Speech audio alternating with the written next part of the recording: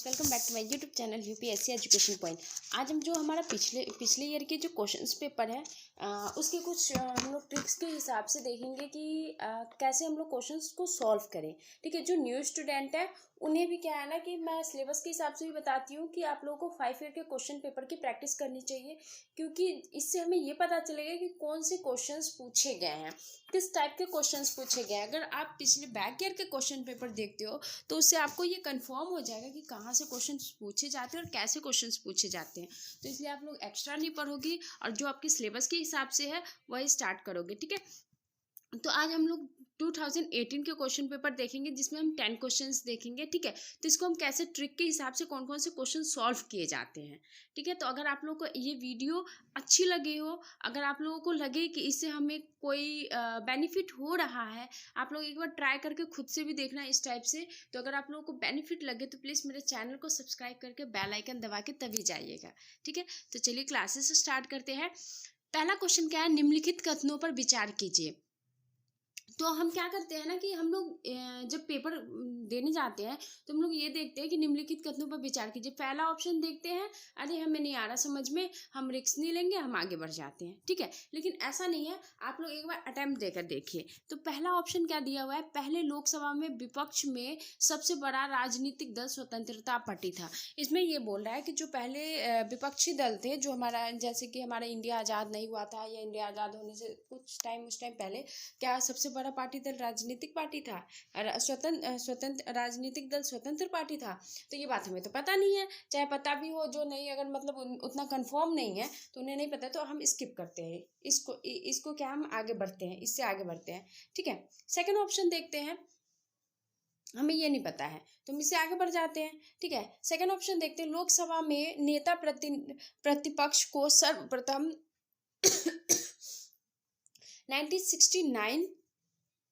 1969 में मान्यता दी गई। मतलब लोकसभा के में जो नेता प्रतिपक्ष थे उनको 1969 में मान्यता प्राप्त दी गई। तो ये भी काफ़ी बच्चों को हाँ यार याद नहीं है ऐसा कुछ, तो इससे भी हमें सॉल्व नहीं हो रहा। तीसरा ऑप्शन देखते हैं, कहीं उससे कुछ सॉल्व हो जाए। तो तीसरा ऑप्शन क्या है, लोकसभा में यदि किसी दल के न्यूनतम 75 सदस्य ना हो तो उसके नेता को नेता प्रतिपक्ष के रूप में मान्यता मिल सकती। 75 सदस्य ना हो तो उसके नेता को नेता प्रतिपक्ष के रूप में मान्यता मिल सकती है। I mean, आप लोग देखे होंगे कि लोकसभा में 10% लोगों के 10% अगर उसके नेता हैं उसके साइड से, तो उन्हें मतलब उस चीज़ में नेता प्रतिपक्ष के रूप में मान्यता मिल जाती है। बट इसमें 75% बता रहा है, तो हमारा जो इसमें 75% बता रहा है, तो इससे हमें ये समझ में आ रहा है कि 75% नहीं 10% के करीब में क्या है हमें मिल जाता है। तो ये ऑप्शन तो हमारा बिल्कुल ही क्या है, गलत है। तो हम तीसरा ऑप्शन, जिस चीज़ में हमारा तीसरा ऑप्शन है 75% नहीं 10% है। 10% का क्या आ जाएगा, ये 75% हमारा 13% पे पड़ेगा। मैं तो 10% पे ही बात कर रहा हूँ, तो ये तो गलत है।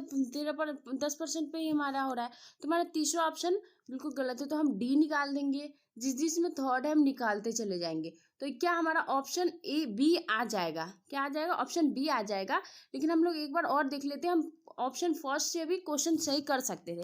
क्यों? क्योंकि हमें पता है कि राजनीतिक दल स्वतंत्रता पार्टी, मतलब काफ़ी बच्चों को अगर पढ़ाई करते होंगे, ये हिस्ट्री के क्वेश्चन है, स्पेक्ट्रम अगर आपने पढ़ा होगा तो ये क्वेश्चन आप इजीली सॉल्व कर सकते थे कि जो सबसे बड़ी सीपीआई की पार्टी थी। ठीक है, तो ये सबसे बड़ी राजनीतिक पार्टी नहीं थी। तो ऑप्शन नंबर ए हमारा तो वैसे ही गलत जा रहा था, तो ए फर्स्ट सेकंड इसमें। लेकिन हमने थर्ड ऑप्शन हमसे क्या है पूरा कंफर्म हो गया कि इसका ऑप्शन नंबर बी ही आएगा। ठीक है, तो फर्स्ट का आंसर बी है, तो हम इसका आंसर की में जाके देख लेते हैं कि फर्स्ट का आंसर बी है या नहीं है।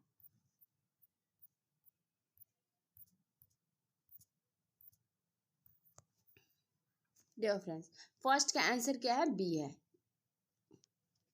ठीक है, फर्स्ट का आंसर बी है। हो गया कंफर्म आपको। अब चलिए नेक्स्ट क्वेश्चन हम देखते हैं। नेक्स्ट क्वेश्चन का अटेम्प्ट लेते हैं।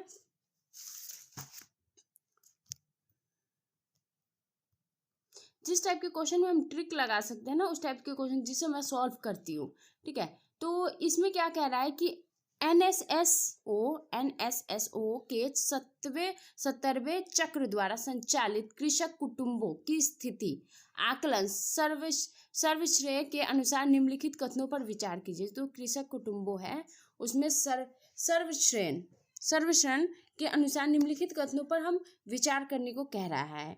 ठीक है, तो ये क्वेश्चन मैंने आज आप लोगों को हिंदू करंट अफेयर, आप लोग अगर टेलीग्राम चैनल पे ज्वाइन नहीं है तो वहाँ पे भी देख लीजिए। मैंने कृषि के ऊपर मैंने क्वेश्चंस बनाया है, शायद उसमें से भी क्वेश्चंस आ सकते हैं क्योंकि कृषि के ही ऊपर है। और ये क्वेश्चन इस 2018 में भी पूछा गया है। ये क्वेश्चन बार बार पूछा जाता है इस टाइप के कृषि के। तो इसमें क्या बात कर रहा है कि राजस्थान में ग्रामीण, पहला ऑप्शन हम देखते हैं कि राजस्थान में ग्रामीण कुटुंबों में कृषि कुटुंबों का प्रतिशत सर्वाधिक है। आप लोग ये देखते हो, ग्रामीण की बात करें तो ग्रामीण एरिया में है क्या है कि सबसे ज़्यादा कृषि रहते हैं। आप लोग जैसे हम लोग ग्रामीण क्षेत्र में अगर हैं हमारे बिहार साइड में, तो उसमें भी कृषि लोग ज़्यादा रहते हैं। राजस्थान में जो ग्रामीण एरिया है उसमें भी कृषि लोग ज़्यादा रहते हैं। तो ये तो हमारा सर्वाधिक क्या है, सर्वाधिक है, प्रतिशत सर्वाधिक है। तो हाँ, ये ऑप्शन तो हमारा सही है। फिर हमारा ये फर्स्ट ऑप्शन तो हमारा सही लग रहा है। तो ये क्या है, फर्स्ट ऑप्शन हमारा सही लग रहा है। तो एक को हम देखते हैं, तो एक से हम क्या है काट सकते हैं फॉर डी और सी को, डी और सी को हम काट सकते हैं। ठीक है, तो सेकंड ऑप्शन हम देख लेते हैं पहले। देश में कुल कृषि कुटुंबों में 60% से कुछ अधिक को ओबीसी के हैं। आप लोग ये मान नहीं सकते हो कि 60% कृषि ओबीसी के ही होंगे। इतना तो मतलब आप अगर गूगल पे भी जाके देखो तो 60% तो ओबीसी नहीं है। उसमें काफ़ी सारे लोहार, सोनार, बहुत सारे वो आ जाते हैं। तो 60% नहीं है, वही 40 के करीब में, 42 इस टाइप के करीब में इसका टारगेट है। बट यह 60 तो है नहीं। तो ये ऑप्शन हमारा बी सेकंड तो बिल्कुल ही गलत हो रहा है। ये कॉमन सेंस की बात है, ये नहीं कि आप पढ़ाई नहीं की हो और आप ये क्वेश्चन सॉल्व कर सकते हो, बट नहीं, कॉमन सेंस की बात है। बट ये है कि आप पढ़ाई की हो तो ऐसा है कि आप ऐसे क्वेश्चंस को सॉल्व करो कि आपको एकदम कंफर्म हो कि मैं सही करके आ रहा हूँ। ठीक है, अब हम देखते हैं कि तीसरा ऑप्शन हमारा क्या कह रहा है। फर्स्ट ऑप्शन तो हमारा सही है, सेकेंड ऑप्शन हमारा गलत है। ठीक है, तीसरा ऑप्शन क्या कह रहा है हमारा कि केरल में 60% से कुछ अधिक कृषि कुटुंबों ने यह सूचना दी कि उन्होंने अधिकतम आय और गैर कृषि स्रोतों से प्राप्त की है। तो गैर कृषि स्रोतों से प्राप्त किए, तो इसका तो हमें कोई वो अंदाजा लग नहीं रहा है। तो हमारा क्या है कि फर्स्ट हमारा सही है, लेकिन हमारा क्या है सेकंड हमारा बिल्कुल ही गलत है। तो सेकंड हमारा गलत है, इसी से हम कंफर्म आंसर निकाल लेंगे। तो इसका ऑप्शन नंबर हमारा क्या आएगा, ऑप्शन सी इसका सही होगा। ऑप्शन सी, हम थर्ड का ऑप्शन सी देखते हैं।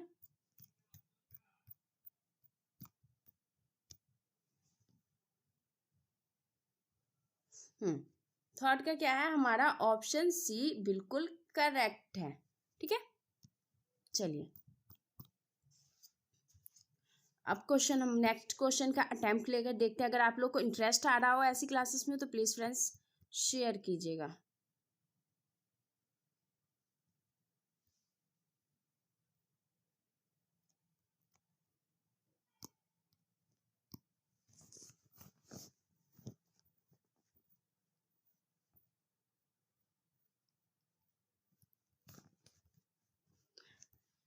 नेक्स्ट क्वेश्चन देखते हैं, क्वेश्चन नंबर 10। निम्नलिखित कथनों पर विचार कीजिए। तो निम्नलिखित कथनों पर हम विचार करते हैं। तो पहला ऑप्शन हमारा क्या कह रहा है, पिछले 5 वर्षों में आयातीय खाद्य तेलों की मात्रा खाद्य तेलों के घरेलू उत्पादन से अधिक रही है। तो ये तो हमें पता नहीं है कौन सा तेल सबसे ज़्यादा अधिक रही है।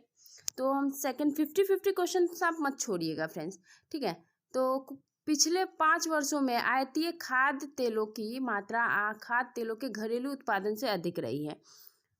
सेकंड ऑप्शन हमारा क्या कह रहा है, सरकार विशेष स्थिति के तौर पर सभी आयातीय खाद्य तेलों पर किसी प्रकार का सीमा शुल्क नहीं लगाती है। तो ये ऐसा कुछ नहीं है कि सीमा शुल्क नहीं लगाती है, सभी पे सीमा शुल्क लगाती है। तो ये ऑप्शन हमारा बिल्कुल ही गलत होगा, सेकंड तो हमारा गलत ही है। ठीक है, तो सेकंड हमारा गलत है। और फर्स्ट हमारा क्या है कि पिछले 5 वर्षों में आयातीय खाद्य तेलों की मात्रा खाद्य तेलों के घरेलू उत्पादन से अधिक रही है।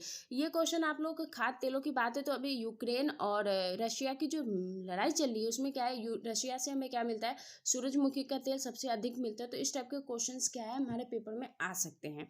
तो ये हमारा क्या है ऑप्शन, हाँ कि खाद्य तेलों क्या है आयतन थोड़ी ज़्यादा हुई है, तो ये ऑप्शन नंबर हमारा 10 का ए सही होगा।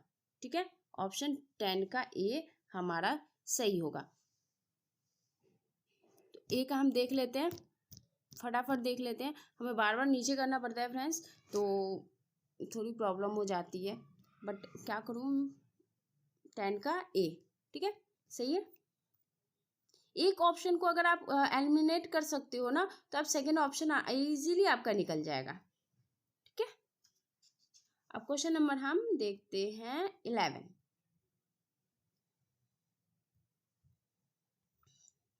11 क्वेश्चन में क्या करें, उन्होंने मैजिनी, गैरिबोल्डी, शिवाजी तथा श्री कृष्ण की जीवनी लिखी।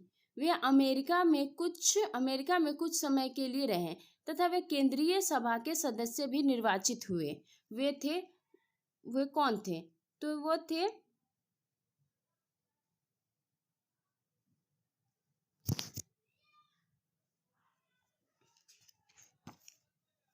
क्वेश्चन नंबर 12 देखते हैं फ्रेंड्स। 12 हमारा क्या कह रहा है, तो निम्नलिखित कथनों पर विचार कीजिए।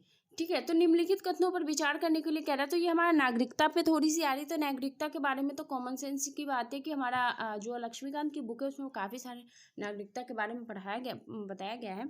तो क्या है ऑप्शन, क्या कह रहा है, फर्स्ट ऑप्शन क्या कह रहा है, हम अटेम्प्ट लेकर देखते हैं कि आधार कार्ड का प्रयोग नागरिकता का या अधिवास के प्रमाण के रूप में किया जाता है। आधार कार्ड का प्रयोग नागरिकता के रूप में, आप लोग अगर नागरिकता के बारे में पढ़े होंगे तो ये क्वेश्चन इजीली अटेम्प्ट कर सकते हो। आधार कार्ड से तो क्या हम नागरिकता प्राप्त कर सकते हैं? नहीं कर सकते, क्योंकि अगर दूसरे देश का आएगा तो इजीली आधार कार्ड क्या है नॉर्मली बन जाता है, लेकिन क्या है नागरिकता उसे उससे मिल जाएगी नहीं। अगर वो बाद में फ्रॉड हुआ कुछ भी हुआ तो क्या नागरिकता मिल जाएगी उससे? तो ये तो बिल्कुल ही गलत बात है। तो ऑप्शन तो हमारा पहले ही सही, ऑप्शन ए फर्स्ट तो हमारा ऐसे ही कट रहा है, तो ऑप्शन ए हमारा ऐसे ही कट रहा है, तो ये हमारा गलती होगा। तो ए से हम ये तो हम बिल्कुल काट ही देंगे, ये और ये काट ही देंगे। ठीक है, तो हमारा बी सेकंड पे ही अब वो है। तो सेकंड देखते हैं, एक बार जारी करने के पश्चात इसे निर्गत करने वाला प्राधिकरण आधार संख्या को निष्क्रिय या लुप्त नहीं कर सकता। तो ऐसा कुछ नहीं है, अगर हम उसे बना सकते तो उसे हटा क्यों नहीं सकते, इजीली हटा सकते हैं। ठीक है, तो ये भी ऑप्शन हमारा गलत ही होगा, क्योंकि कोई भी चीज़ अगर हम बनाते हैं अगर फ्रॉड निकल जाता है हम उसे इजीली उसके आधार कार्ड संख्या को हम हटा सकते हैं। तो ये ऑप्शन नंबर डी सही होगा। ठीक है, ऑप्शन नंबर डी सही होगा। हम एक बार चेक कर लेते हैं आंसर की में, तो 12 का डी, 12 का डी ऑप्शन बिल्कुल करेक्ट है। अब हम नेक्स्ट क्वेश्चन का अटेम्प्ट लेते हैं।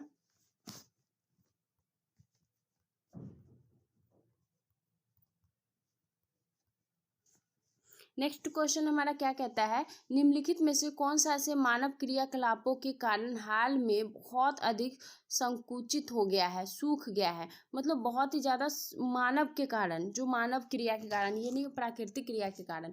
तो आप लोगों ने देखा होगा कि काला सागर के बारे में तो रेगुलर आती ही रहती है बात। तो काला सागर तो हमारा बिल्कुल ही सूखा है नहीं। ठीक है, कॉमन ये नॉर्मली आप ये क्वेश्चन कर सकते हो, काला सागर के बारे में इजीली आता रहता है। तो काला सागर के से हम सेकंड को काटते हैं, तो सेकंड से हम ये दोनों काट देते हैं। अब ऑप्शन नंबर ए और डी बचता है हमारा। ऑप्शन नंबर ए और डी में हम कैसे इसे सही करें, तो ये है बैकाल झील के बारे में। अगर आप लोग ज्योग्राफी पढ़ रहे हैं तो बैकाल झील के बारे में आप मैपिंग करें, हर एक चीज़ जगह आपको बैकाल झील के बारे में बहुत कुछ मिलेगा। अगर बैकाल झील अगर सूखती भी है तो वो क्या है ना कि प्राकृतिक कारण से सूखेगी, मानवीय कारण से तो सूखेगी नहीं। ठीक है, तो ये ऑप्शन नंबर हमारा बी, थर्ड भी अगर हम निकाल लेते हैं, थर्ड भी निकाल लेते हैं, ये भी हट गया, तो हमारा ऑप्शन नंबर ए बिल्कुल सही होगा, अराल सागर, अराल सागर। ठीक है, तो अराल सागर हमारा 13 का ऑप्शन नंबर कौन सा सही है, 13 का ऑप्शन नंबर ए। ठीक है, देख लो फ्रेंड्स, बिल्कुल सही है। ठीक है, मैं सही क्वेश्चन ही बताऊंगी, जैसे जैसे क्वेश्चंस पूछे जाते हैं, जिस टाइप से हम कैसे कुछ क्वेश्चंस को हम अगर सही कर लेते हैं तो हमारा काफ़ी हेल्प मिल सकता है। क्योंकि काफ़ी बच्चे क्या है 1-2 नंबर से ही हमारी क्या है पेपर क्लियर नहीं हो पाती है। क्वेश्चन नंबर 16 देखते हैं। 16 क्या कह रहा है, 16 कह रहा है निम्नलिखित कथनों पर विचार कीजिए। पूंजी पर्याप्तता अनुपात CAR वह राशि है जिसे बैंकों को अपनी निधियों के रूप में रखना होता है, जिससे वे यदि खाता धारकों द्वारा देयदाताओं का भुगतान नहीं करने से कोई हानि होती है तो उसका प्रतिकार कर सके। तो इसका तो हम लोग को पता नहीं, आगे हम देखते हैं नेक्स्ट क्वेश्चन, तब तक नेक्स्ट अटेम्प्ट लेकर देखते हैं। CAR का निर्धारण प्रत्येक बैंक द्वारा अलग अलग किया जाता है। तो CAR का प्रत्येक अलग अलग बैंक द्वारा किया जाएगा, ये तो बिल्कुल ही गलत है, ये बिल्कुल ही गलत है। क्यों? क्योंकि हम हर बैंक को तो अलग अलग वो कर नहीं सकते हैं। एक जो पूरी बैंक का होता है वही निर्धारित करता है, सब अपना अपना टारगेट नहीं रख सकता है। तो ऑप्शन नंबर सेकंड तो हमारा बिल्कुल ही गलत हो गया। क्या हुआ? सेकंड हमारा बिल्कुल ही गलत है। तो ये मैं सेकंड जिसमें है वो तो हम काट दिए। अब ऑप्शन नंबर ए और बी में हमारा फर्क पड़ रहा है। तो पूंजी पर्याप्त अनुपात CAR वह राशि है जिसे बैंकों को अपनी निधियों के रूप में रखना होता है। मतलब ये चीज़ें तो नॉर्मल सी बात है, सभी रखते हैं जो थोड़ी बहुत निधि, क्योंकि बाद में कुछ प्रॉब्लम हो तो वो इजीली जो अपने कस्टमर है उन्हें दे सके। तो इसका ऑप्शन नंबर ए हमारा सही होगा।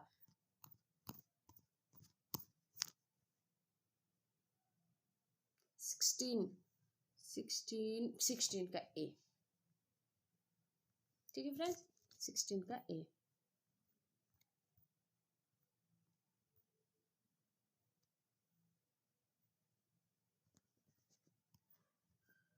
अब 19 क्वेश्चन देखते हैं। वुड डिस्पैच के बारे में निम्नलिखित में से कौन से कथन सत्य है? वुड डिस्पैच, तो पहला ऑप्शन देखते हैं। सहायता अनुपात व्यवस्था ग्रोटस इन एंड शुरू की गई, ये पता नहीं ये क्या है, हम आगे देखते हैं। सेकंड ऑप्शन क्या है? विश्वविद्यालयों की स्थापना की सिफारिश की गई थी, विश्वविद्यालयों की स्थापना की सिफारिश की गई थी। और फिर तीसरा ऑप्शन हमारा क्या कह रहा है? शिक्षा के सभी स्तरों पर शिक्षण माध्यम के रूप में अंग्रेजी की सिफारिश की गई थी। तो एक फर्स्ट ऑप्शन में, सेकंड ऑप्शन में हमारा क्या कह रहा है कि विश्वविद्यालय की स्थापना के लिए सिफारिश की गई थी। इसमें शिक्षा मतलब जो निचले स्तर की क्लासेस की बात कर रही है। तो ये दोनों तो हमारा एक दूसरे के साथ मैच कर ही नहीं रहा है, दोनों ही मैच नहीं कर रहा है। और रही बात शिक्षा के सभी स्कूलों में अंग्रेजी की सिफारिश की गई थी, तो बिल्कुल ही गलत है। ये तो नॉर्मल सी बात है, सभी में हम एकदम से इंग्लिश तो डाल नहीं सकते। तो जिसमें थोड़े काट दो, ऑब्वियसली आपको पता हो या ना हो, और नॉर्मली आपका ए आंसर निकल गया। ठीक है, एक कोई काटने से आपका क्या है? आंसर ए निकल गया। ठीक है, तो इसका 19 का आंसर ए है। 19 का ये रहा, 19 का ऑप्शन नंबर ए। ठीक है, चलिए, अगर आप लोगों को इससे थोड़ी सी भी हेल्प मिले, आप लोग भी ऐसे अटेम्प्ट लेके देखिएगा, तो थोड़ी सी भी हेल्प मिल जाए तो काफ़ी सारे क्वेश्चंस आप सॉल्व कर लोगे। ठीक है फ्रेंड्स, अब देखते हैं क्वेश्चन नंबर 24। मैं एक अलग क्वेश्चन लाई हूँ, इसमें 24 कभी कभी समाचारों में उल्लेखित पद टू स्टेट सॉल्यूशंस किसकी गतिविधियों के संदर्भ में आता है? टू स्टेट सॉल्यूशन मतलब किसके बीच लड़ाई ज़्यादा चल रही है? तो ये चीज़ हम देखने की कोशिश करें तो चीन के बीच तो हमारी कुछ बहसबाजी हो नहीं रही है, इराक के साथ भी हो नहीं रही है, ईरान के साथ, यमन के साथ भी नहीं हो रही है। तो किसके साथ होगी? इजराइल के साथ ही होगी। तो किसके साथ होगी? इजराइल के साथ। तो 24 का क्या ऑप्शन होगा? 24 का ऑप्शन नंबर बी हमारा सही होगा। ठीक है, ऑप्शन नंबर बी। ठीक है फ्रेंड्स, आगे हम बात करते हैं, अटेम्प्ट लेते हैं 25 क्वेश्चन का। ये हमारा क्या कह रहा है? राष्ट्रीय खाद्य सुरक्षा अधिनियम 2013 के अधीन बनाए गए उपबंधों के संदर्भ में, जो राष्ट्रीय खाद्य सुरक्षा अधिनियम 2013 में बनाया गया था, तो उसके निम्नलिखित कथनों पर विचार कीजिए। इसमें क्या है? पहला ऑप्शन, केवल वे ही परिवार सहायता प्राप्त खाना लेने के लिए पात्रता रखते हैं जो गरीबी रेखा से नीचे BPL श्रेणी में आते हैं। तो BPL श्रेणी में आते हैं। तो एक बात बताओ फ्रेंड्स, जैसे कि पहले बताया गया था किसान PM किसान योजना में ये चीज़ रखी गई है, जो हमारे प्रधानमंत्री सर हैं उन्होंने ये बोला है कि कोई भी गरीब नहीं रहेगा, चाहे वो निचली जाति हो, कोई भी भूखा नहीं रहेगा। तो ये तो बिल्कुल ही हमारा ऑप्शन ही गलत ही होता है। ठीक है, तो ए को तो हम पहले ही काट के चलते हैं।